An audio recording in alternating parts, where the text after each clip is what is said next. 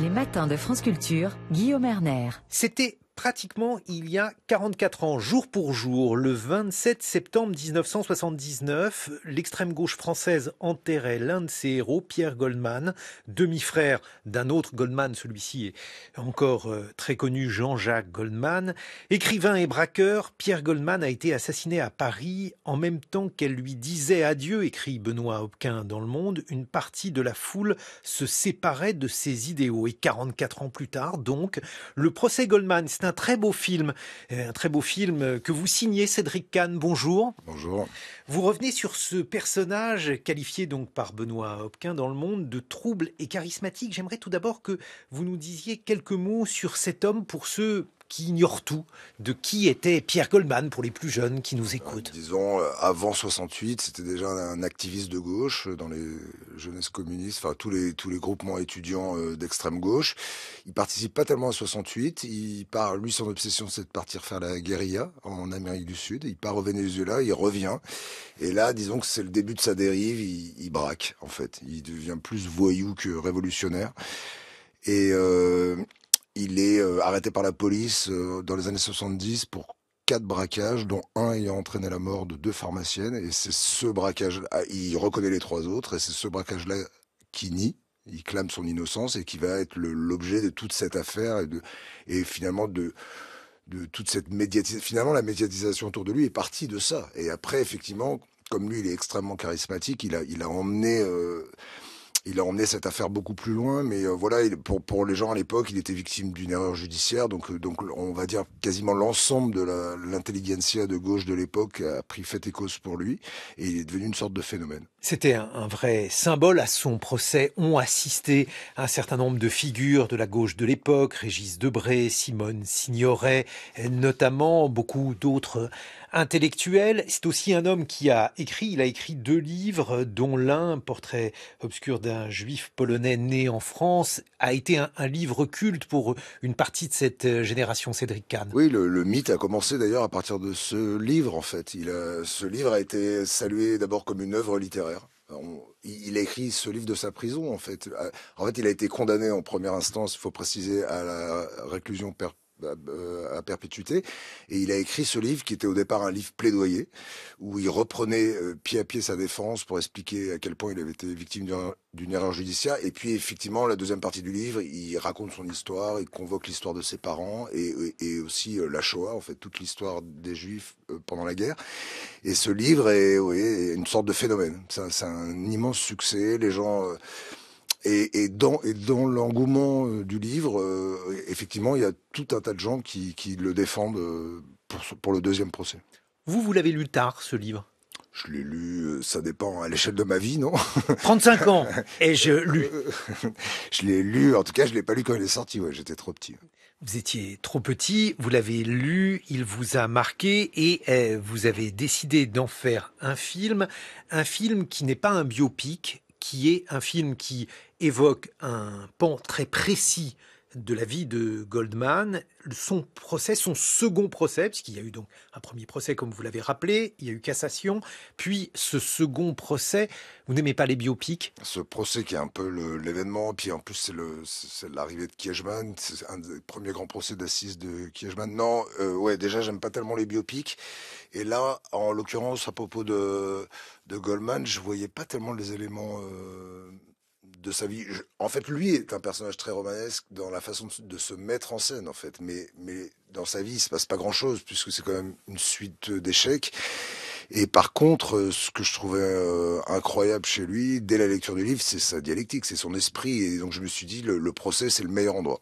Alors effectivement, c'est un très beau film, un film de procès, comme on dit. On va revenir d'ailleurs sur cette notion de film de procès. Un film où on voit un homme qui a une rhétorique bien particulière, qui est servie par Harry Wohlwater, qui est donc l'acteur qui incarne Goldman. On écoute un extrait de votre film, Cédric Kahn. J'ai décidé de ne faire citer aucun témoin pour ma défense, parce que je considère mon innocence totale dans l'affaire de la pharmacie du boulevard Richard Lenoir. En conséquence de quoi, je me présente devant vous avec cette seule innocence, et sans aucun des moyens utilisés traditionnellement dans ce genre de procès, qui en augmente la pompe, l'aspect théâtral et toute chose qui me répugne. S'il vous plaît!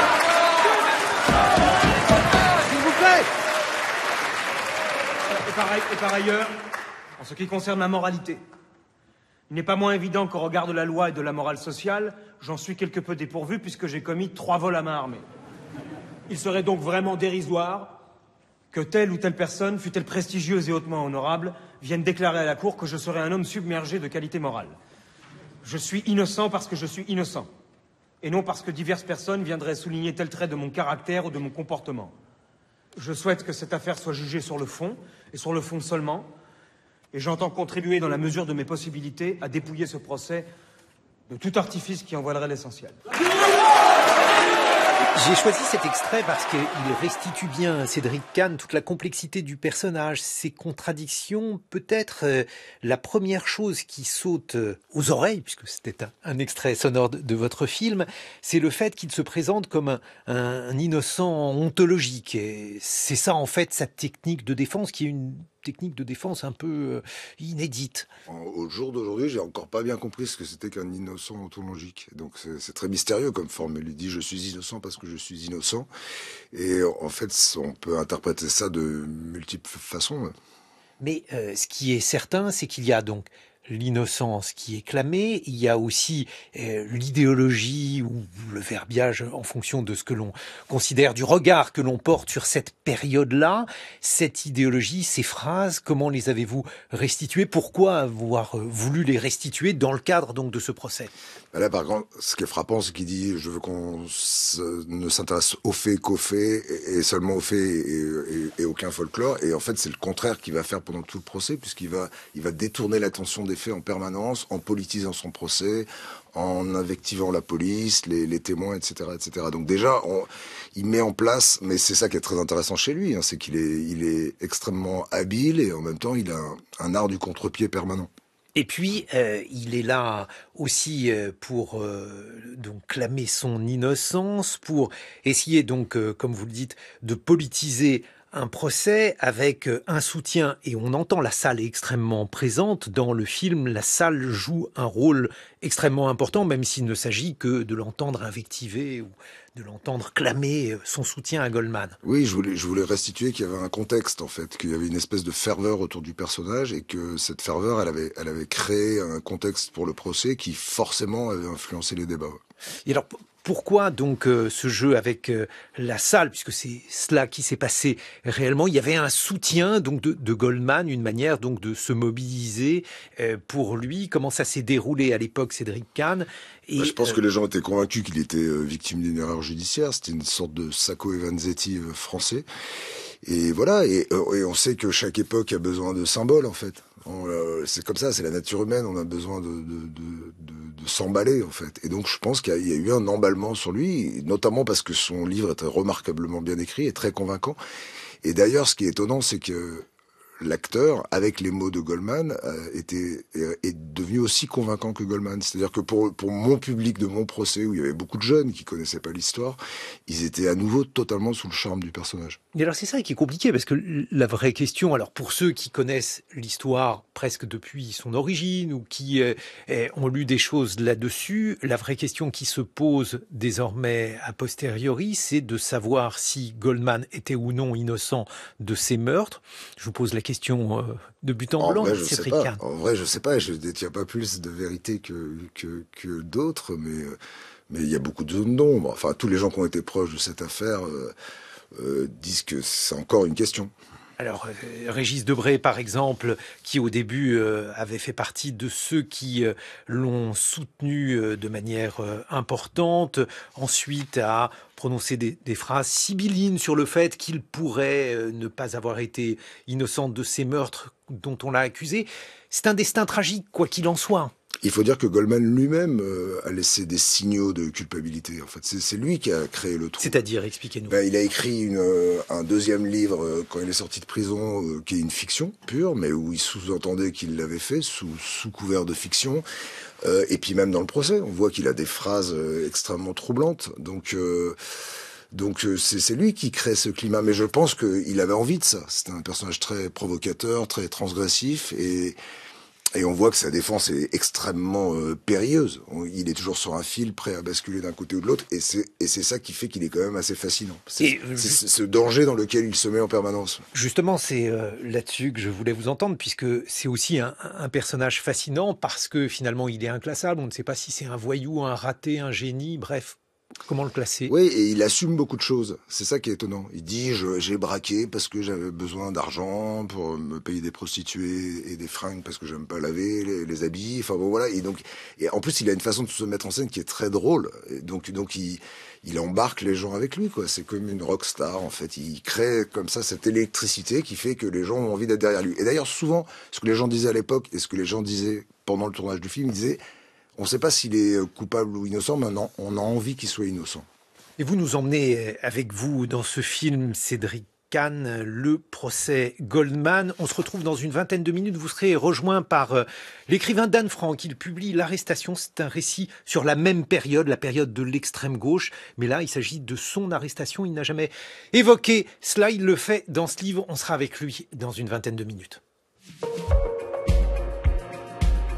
6h30, 9h, les matins de France Culture. Guillaume Erner. Et comme tous les vendredis, nous sommes avec le neurologue Lionel Nakache. Bonjour Lionel. Bonjour Guillaume.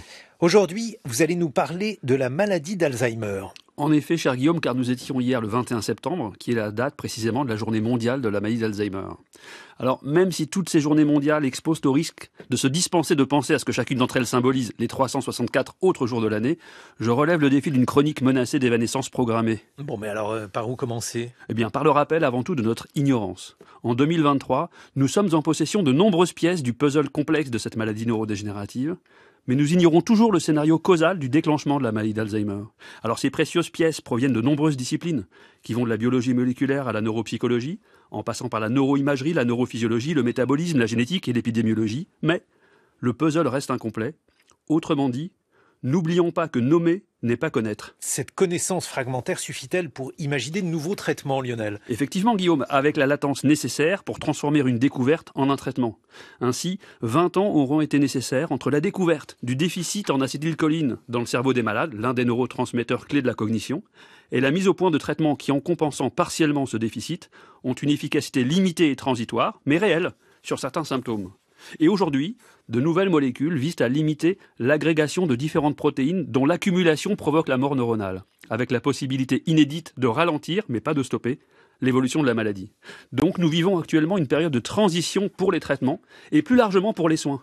Parce que les soins que nous sommes capables, ou pas, de concevoir pour les patients et leurs proches sont un miroir du degré d'humanité de notre société. La recherche en soins concerne notamment la neuropsychologie et l'orthophonie, mais elle mobilise également les sciences humaines. Ou comment s'efforcer à continuer de considérer la personne comme une personne, au-delà des affres de la maladie qui désagrègent sa subjectivité.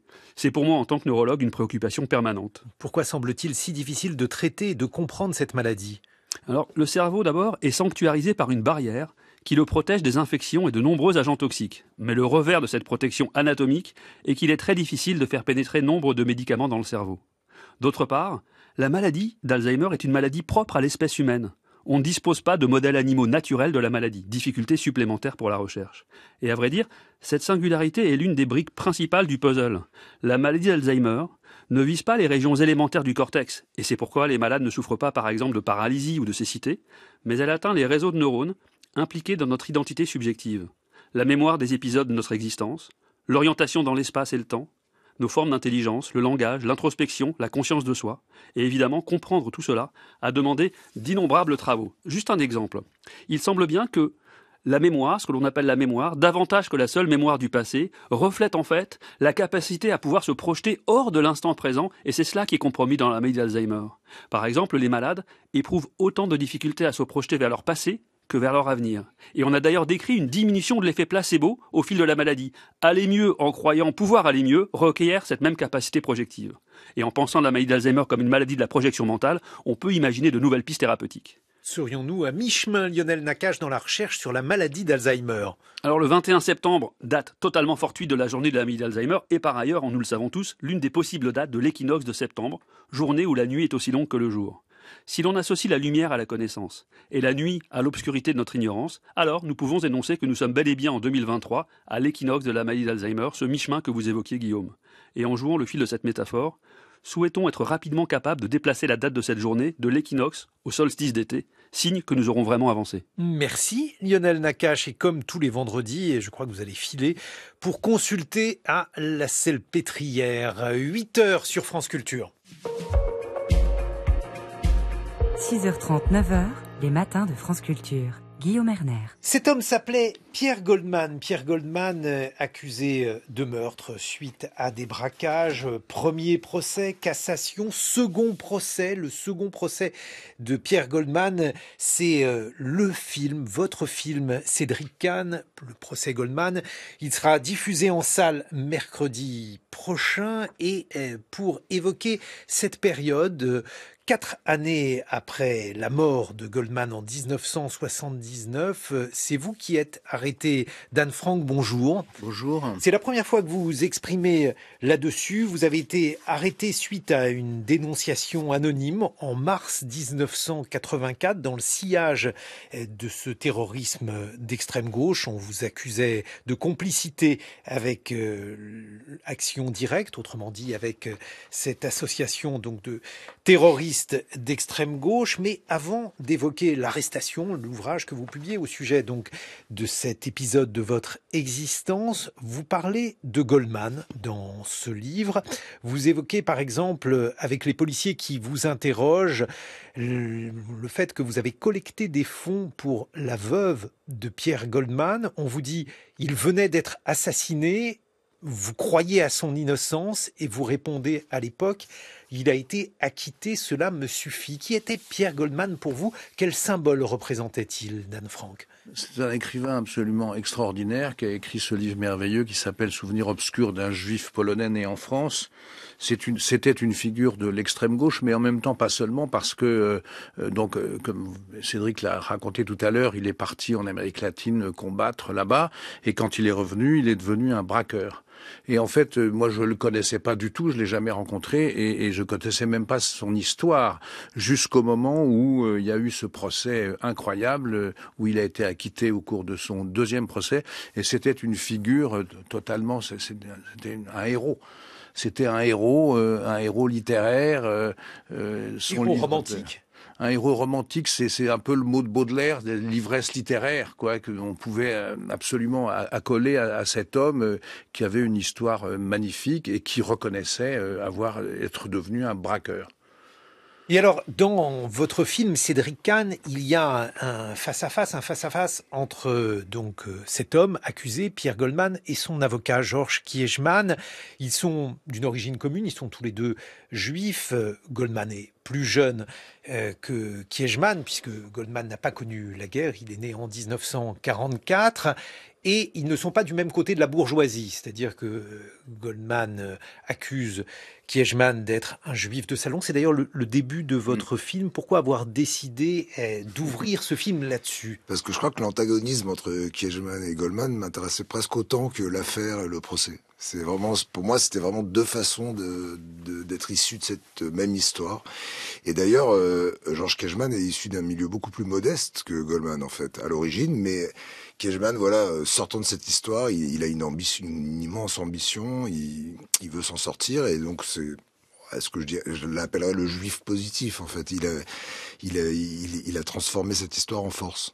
On pourrait dire de manière schématique que Kiegemann a réussi, il s'est intégré dans une société où il va devenir d'ailleurs ministre quelques années plus tard, tandis que Goldman est un peu un personnage de raté. Ouais, maudit, je dirais, parce que raté, c'est peut-être trop violent, mais il sort pas de la tragédie, Goldman. Oui. Et d'ailleurs, il le dit lui-même. Il veut rester dans la tragédie, et c'est ça qui en fait un héros, d'ailleurs. C'est pour ça qu'il est un peu hors la vie. Dan Frank. Oui, c'est un personnage tragique. Sa vie est une tragédie, sa naissance est une tragédie. Il naît en 44, ses parents le trimballent dans un landau où il y a des tracts anti-nazis, et puis il meurt d'une manière tragique, assassiné. 1979 par qui? Par l'extrême droite. par un commando qui s'appelait Honneur de la police. Et en fait, on a su après que c'était une déviance du SAC. Les SAC, c'était des groupements parafascistes, paramilitaires presque, d'extrême droite. Ça a été revendiqué d'ailleurs. Hein. Mais il est aussi séparé de sa mère à l'âge de 3 ans. Oui. Mais on sent qu'il a pas lui non plus vraiment la volonté de sortir de ce destin tragique. Oui, absolument. On va écouter un autre extrait de votre film, Cédric Kahn. Il s'agit d'un extrait de la plaidoirie de Georges Kiechman. On écoute. Un État de droit se doit de respecter ses propres principes, parmi lesquels il en est un fondateur essentiel, la présomption d'innocence. Mais j'ai voulu, moi aussi, comme chacun ici, comprendre pourquoi ce procès nous fascine tant, pourquoi il est impossible d'en détourner les yeux. Est-ce en raison de la personnalité exceptionnelle de l'accusé? En effet, il est assez tentant de voir en lui un héros, à la Dostoïevski, disons. Mais malheureusement, Pierre Goldman est le fruit d'une tragédie vraie, d'abord et avant tout. La tragédie du peuple juif d'Europe de l'Est. Mesdames, messieurs du jury, je ne vous dis pas que Pierre Goldman est un être exceptionnel, mais que c'est un être exceptionnellement torturé. Il appartient à cette communauté étroite, dont je fais également partie, les juifs polonais, qui sont intégrés à la société française, mais qui ont gardé de cette origine le frémissement anxieux et les blessures profondes. Je vous demande si c'est possible, s'il vous plaît, d'oublier l'effet que sa personnalité a pu avoir sur vous, de ne pas le juger sur son apparence. Et je vous le dis du fond du cœur, on ne guérit jamais de son enfance. Je vous adjure ce soir de mettre un terme à son cauchemar. Cédric Kahn, un commentaire sur cet extrait de la plaidoirie de Georges Kiechman. D'abord, c'est la vraie plaidoirie, on l'a pas réécrite. Elle a marqué les esprits, hein. Les gens qui ont assisté au procès étaient très impressionnés par cette plaidoirie. Et voilà, c'est le moment où les deux personnages se rejoignent. C'est comme si Kiechman comprenait intimement ce qu'était Goldman et qu'il arrivait à le transmettre aux jurés. Et je pense que il y a d'autres moments clés dans le procès, mais c'est un des grands moments du procès. Ouais. Ce sont aussi deux personnalités qui s'affrontent. Et il y a donc Goldman qui est très emphatique, qui a une prose presque ampoulée avec beaucoup de clins d'œil ou de références idéologiques, et Kiechman qui est très froid et très analytique. Oui, et puis Goldman est sûrement très jaloux du fait que Kiechman est en liberté et qu'il réussit, enfin que sa vie a l'air plus agréable que la sienne. Et Goldman est assez visionnaire aussi. C'est comme tous les gens un peu fous, il voit ce que Kiechman va devenir. Parce que là, on est qu'au début de la grande carrière de Kiechman comme avocat, puis comme homme politique. Et effectivement, voilà, c'est vrai que cette sous-trame du film, elle est très importante. Ouais. Dan Franck, la liberté, on vous en a privé pendant 40 jours. Vous avez été emprisonné suite donc à une dénonciation anonyme, car les policiers sont venus vous chercher dans le cadre d'une enquête sur la fusillade qui a fait 2 victimes parmi les policiers avenue Truden, une fusillade qui a eu lieu en mai 1983. Elle a été revendiquée par le groupe d'extrême gauche Action Directe, et dans le cadre de cette enquête, les policiers ont cru que vous aviez été complice d'Action Directe. Ils ne l'ont pas cru de manière complètement fortuite, ils l'ont cru parce que vous aviez des liens avec certains de ces protagonistes. C'est ce que vous décrivez dans l'arrestation. Ce doit être très difficile, et vous le dites, vous avez dû vous y reprendre à plusieurs fois avant d'écrire ce livre. En fait, j'ai mis 40 ans à écrire ce livre. Je l'ai commencé quand je me suis retrouvé à la santé en me demandant ce que je faisais là. J'avais publié déjà 2 ou 3 livres. J'avais rien à voir avec Action Directe. En vérité, je connaissais 1 ou 2 personnages de cette organisation, qui n'était d'ailleurs pas encore une organisation. Action Directe, à l'époque, c'était pas grand-chose. Hein. C'était une nébuleuse. On leur attribuait des attentats qu'ils n'avaient pas fait, d'autres qu'ils avaient fait. Enfin, c'était vraiment une nébuleuse. Moi, j'étais pas du tout proche d'Action Directe. Je connaissais juste 1 ou 2 personnes. Et en fait, j'ai été dénoncé car le soir de la fusillade de l'avenue Truden, l'un de ces personnages avait les clés de mon appartement et je les ai retrouvés là un jour où je rentrais complètement paniqué. Ils savaient pas ce qui s'était passé. Je les ai mis dehors et j'ai été dénoncé d'une manière anonyme en disant que j'avais recueilli ces gens-là. Et j'ai donc été arrêté 1 an plus tard ou quelques mois plus tard, après avoir été écouté, filé, tout ça. Et j'ai commencé à écrire ce livre en prison. J'ai mon journal de prison qui est un peu dedans. Et puis ensuite, j'y suis revenu souvent. mais c'est une histoire dont j'avais pas envie de parler parce que je la trouvais pas honorable et j'étais pas fier. La prison. C'est ça qui m'intéresse. Pourquoi trouviez-vous que cette histoire était peu honorable, même si vous racontez par exemple dans une scène particulièrement émouvante la manière dont votre père vous parle au parloir de la prison et vous dit que vous pourriez mieux choisir vos amis? Parce que quand vous faites une carrière politique ou même une carrière de brigand, comme Goldman a pu le faire, la prison, c'est en effet un chemin par lequel vous pouvez passer. Quand vous êtes absolument innocent de tout, que vous avez juste quelques informations qu'on essaye d'obtenir de vous, vous comprenez pas pourquoi vous êtes en prison, quoi. Vous comprenez pas. C'est quand même un univers très très violent. Je pensais absolument jamais, et je suis pas fier ni de ce séjour, ni des raisons pour lesquelles je me suis trouvé là. J'en tire absolument aucune gloire, c'est une expérience humaine que j'ai voulu raconter dans ce livre plutôt qu'une expérience politique, même si je raconte en effet l'évolution d'un jeune mec qui a 15 ans en 68. Et quels sont ses engagements? C'est beaucoup un livre sur l'engagement aussi. C'est un livre aussi sur l'amitié, une amitié avec un homme que vous appelez le garçon. Cet homme est un personnage réel. Vous aviez une sorte de fascination avec cet homme qui était à la fois hâbleur, mi-gangster, mi-terroriste, mi-politique, mi-voyou, bref, qui était cet homme et comment expliquez-vous justement la forme de fascination que vous aviez vis-à-vis de lui? Il n'est pas sans rappeler, d'ailleurs, même si ce n'est évidemment pas lui, il n'est pas sans rappeler Pierre Goldman. Mais enfin, il n'y a pas beaucoup de comparaisons possibles avec Pierre Goldman. Non, c'est un type que je connaissais depuis que j'avais une quinzaine d'années. On avait des complicités intellectuelles profondes, on jouait aux échecs ensemble, voilà. Et puis, à un moment donné, il s'est servi de moi, il m'a utilisé comme il l'a fait d'ailleurs de beaucoup d'autres, ce qui a été dit dans les procès.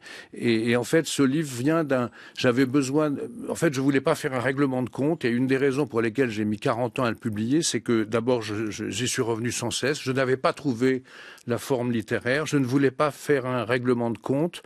Et j'avais besoin de retrouver les protagonistes de l'autre côté. C'est-à-dire que j'ai revu des juges, j'ai retrouvé le policier qui m'avait arrêté, et on a été confrontés de nouveau. C'était un rapport extrêmement intéressant. Enfin, j'avais besoin de comprendre, en fait, en vérité, ce qui s'était passé, à la fois au niveau des faits et aussi dans la tête de cet écrivain complètement déréalisé que j'étais à l'époque, j'avais 30 ans, et qui, en effet, finit par confondre l'héroïsme, un héroïsme qui n'en est pas un, celui des braqueurs, parce que en fait, c'est comme Pierre Goldman. Pierre Goldman est un personnage formidable. Moi, j'aurais adoré rencontrer Pierre Goldman. Cédric Kahn, vous qui avez filmé ce Pierre Goldman. Oui, mais c'est vrai qu'il y a une fascination pour les voyous, une fascination dangereuse et effectivement, alors qu'ils ont des vies effectivement pas forcément fascinantes. Ouais. Mais ce n'est pas n'importe quel voyou Goldman parce que c'est un voyou qui a une phraséologie, c'est un voyou doté d'une idéologie. C'est un voyou lettré déjà. Oui, c'est ça. Qu'il a il a le langage. C'est quand même, on voit dans un procès aussi l'importance du langage. On voit bien que les simples gens qui viennent témoigner et qui n'ont pas vraiment les mots, ils sont très vite écrasés par la machine judiciaire. Donc ça, le langage, c'est quand même une arme extraordinaire. Et l'écriture. Vous, la radio, vous le savez. Enfin, on le sait, mais alors on ne se prévaut pas de ce que fait Goldman, parce que lui se prévaut d'une histoire. Il considère que sa cause le dépasse très largement. Il va instrumentaliser tout cela. En tout cas, il élargit. Il a cette capacité intellectuelle à élargir le débat et à convoquer des choses qui n'ont rien à voir avec l'affaire dont il est accusé. En fait, il a une conscience historique extrêmement forte liée à sa vie tragique et à son histoire. Il est né pendant la guerre, ce qui n'est pas le cas en fait. Et moi, j'ai beaucoup écrit sur les mêmes périodes, sur la résistance, sur la guerre d'Espagne. Mon premier livre, c'est sur la guerre d'Espagne. Donc c'est une histoire qui m'importe. Je raconte ça. Justement, c'est pour ça, Dan Franck, il faudrait expliquer aux auditeurs ce qu'était la mythologie d'un homme de 30 ans comme vous l'étiez, entre les brigades internationales, entre la résistance, entre Marcel Reymann, puisqu'on parle en ce moment de la fiche rouge, tout mot qui évoquait 1000 choses pour vous à l'époque. Moi, j'ai beaucoup écrit là-dessus. C'était en fait ma forme de militantisme. Je ne sais pas si j'avais pas écrit, peut-être j'aurais fait autre chose, de pas terrible, mais ça, c'est constitutif de mon histoire. C'est ma mémoire, c'est ma mémoire. Et c'est la même que celle de Goldman. Je veux dire, la seule chose, c'est que Goldman, il est né en 44, je suis né plus tard, beaucoup plus tard. Et cette mythologie, elle est essentielle parce que c'est l'engagement en vérité. C'est la problématique de l'engagement qui a toujours été à la source de mon travail d'écrivain. C'est ça qui me fascine chez Goldman. C'est ça aussi probablement à un moment donné qui a dû me fasciner chez des gens dont l'engagement était au début peut-être honorable et qui est devenu, qui a viré vers du brigandage et des gens qui se sont inspirés aussi de cette histoire-là. C'est-à-dire cette histoire, elle est encore plus tragique pour les gens plus jeunes parce que ils l'ont pas connu, ils l'ont mythifié, et à un moment donné, ils ont voulu, ils ont pu croire qu'on se trouvait dans un régime fasciste, pétainiste, et qu'il fallait combattre. Et l'extrême gauche, les idées d'extrême gauche sont toujours extrêmement séduisantes, et puis elles convoquent le romanesque. Le problème, c'est la rencontre avec la violence. C'est qu'à un moment, il y a toujours une rencontre avec la violence. Et la rencontre avec le réel. On ne vit plus dans ces sociétés-là. Mais pour les gens, les intellectuels qui sont en admiration ou en intérêt pour ces idées-là, après, il faut assumer le fait que ça fréquente la violence. Ça, c'est plus compliqué. Et vous, Dan Frank, dans le sentiment, je ne sais pas si le terme est exact, dans le sentiment de honte, en tout cas d'absence radicale de fierté, c'est ce que vous décrivez dans ce récit, l'arrestation, publié aux éditions Grasset. On voit bien que vous n'êtes pas fier d'être en prison, vous en concevez de la honte, et vous concevez notamment de la honte d'avoir été instrumentalisé, d'avoir été berné par des personnes dont finalement les actes, la réalité est bien éloignée des justifications qu'ils pourraient se donner. Moi, je n'ai jamais partagé cette idéologie-là. Simplement, moi, c'est une rencontre de personnes. C'est pas une rencontre, c'est pas je ne défends aucune cause comme celle-ci. Je me suis beaucoup engagé sur des sans-papiers, les migrants, etc. Mais ça reste dans ce cadre-là. Mais je suis, je fais un peu n'importe quoi. Finalement, l'écrivain confond tout, c'est-à-dire ce besoin d'écriture, ce besoin d'invention, ce besoin se confronte à une réalité dont on mesure pas les conséquences, et j'essaie de faire ce que je peux pour me sortir de là, quoi. Qu'est-ce que vous dites lorsque vous êtes arrêté la première fois, lorsque les policiers vous interrogent, sans vous dire évidemment de but en blanc pourquoi vous êtes arrêté? Les policiers sont évidemment très forts, c'est-à-dire qu'en fait ils me suivent depuis des mois, ils savent, je suis dénoncé, ils me connaissent un peu, donc ils m'arrêtent une première fois et je suis gardé 48 heures et le policier qui m'interroge, que j'appelle le Bordelais dans le livre, me relâche en me disant si vous avez menti, je vous retrouverai. Et en fait, j'ai menti par omission, c'est-à-dire je connaissais 2 ou 3 choses qui étaient faites par les 2 ou 3 personnes que je connaissais, c'était pas grand-chose, mais quand même je mens.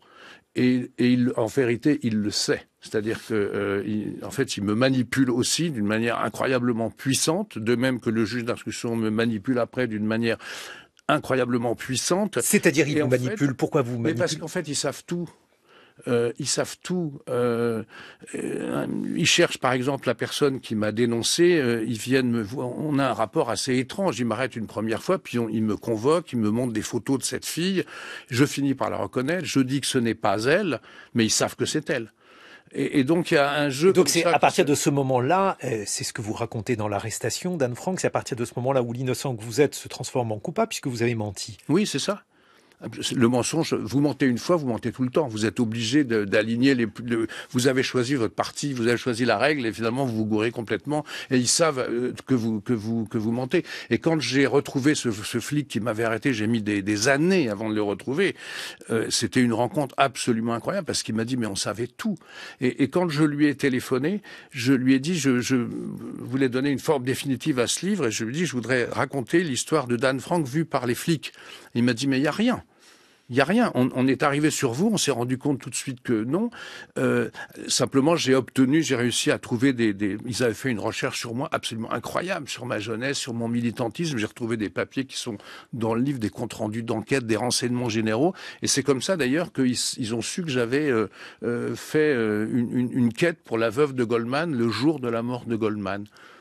Ce qui est étonnant avec Goldman, Pierre Goldman, dans votre film Cédric Kahn, c'est que là aussi, cet homme, alors il ment probablement plus que Dan Frank si on considère qu'il est coupable, mais comme cette présomption existe, comme beaucoup de personnes pensent qu'il a effectivement tué ces deux pharmaciennes, eh bien l'ambiguïté, elle préside à votre film. On n'arrive jamais à savoir si cet homme qui parle avec tant de conviction est un menteur. Enfin, il essaie de sauver sa tête quand même. Là, moi, je pense qu'on mentirait tous pour sauver notre tête. Ouais.